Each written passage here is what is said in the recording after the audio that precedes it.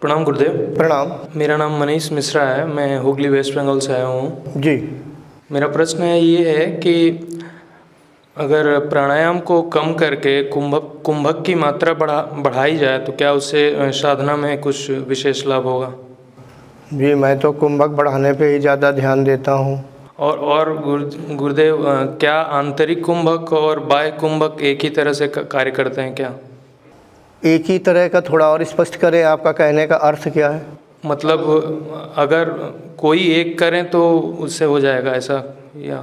देखो, ऐसा है कि दोनों से शुद्धता प्राप्त होती है, आंतरिक कुंभक से भी और बाह्य कुंभक से भी।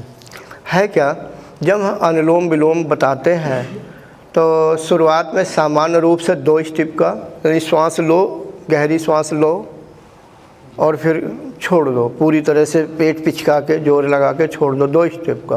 3 स्टेप का आंतरिक कुंभक करो। मैं आंतरिक कुंभक पर ज़्यादा ध्यान देता हूँ, किताबों में भी लिखा, बोलता भी रहता हूँ, साधकों को समझाता रहता हूँ और पूछता भी हूँ कि पहला कुंभक आपका कितने समय का है, यानी कितनी देर लगाते हैं। तो कुंभक से शुद्धता मिलती है, आंतरिक कुंभक से हमारा चित्त शुद्ध होता है, हल्के फुल्के कर्म भी कम होते हैं, यानी जलते हैं। और आपने जो कहा बाह्य कुंभक, यानी 4 स्टेप वाला, ये मैं बताता हूँ जिनकी कुंडलिनी जागृत होती है और ऊर्ध्व जागृत होकर के ऊर्ध्व होती है, 4 स्टेप वाला। उससे क्या होता है, जब हम बाह्य कुंभक करते हैं तो शरीर में वायु नहीं रह जाती है। तो जब वायु नहीं रह जाती तो शरीर गर्म होता है, और जितना गर्म होगा तो शुद्धता को प्राप्त होगा। सूक्ष्म शरीर भी गर्म होता है तो कुंडलिनी को बल मिलता है गति करने में। ठीक है, तो 4 स्टेप का मैं तब समझाता हूँ जब 3 स्टेप में परिपक्व हो जाता, कुंडलिनी जागृत हो जाती है। फिर भी अगर साधक 4 स्टेप का करना चाहता करे, और अच्छी बात है, जल्दी शुद्धता आएगी। चौथे स्टेप का करने में थोड़ी बेचैनी ज़्यादा हो जाती है, घबराहट होती है। वो जो घबराहट है ना, वही शुद्धता को देती है, यानी चित्त पर जब मलिनता हमारी जलती है तो घबराहट पैदा करती है। साधक जो कमज़ोर मन के होते कहते अरे घबराहट हो रही, छोड़ दो।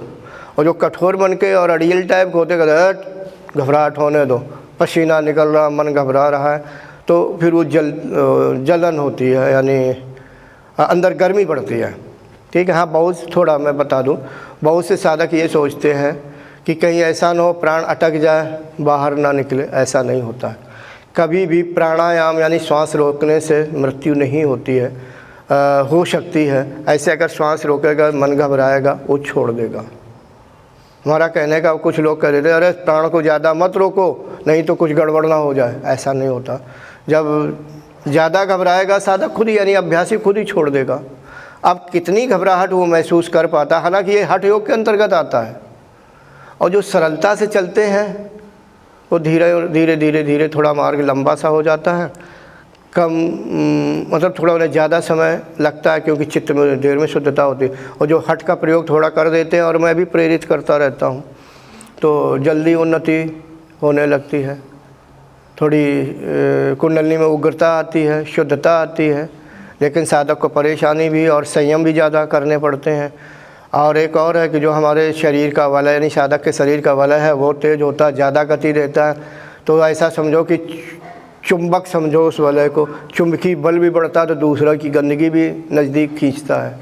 वो तो एक प्राकृतिक क्रिया, उसे रोका ही नहीं जा सकता किसी तरीके से। हाँ, जो आपका प्रश्न था, आंतरिक और वाह दोनों से शुद्धता बढ़ती है।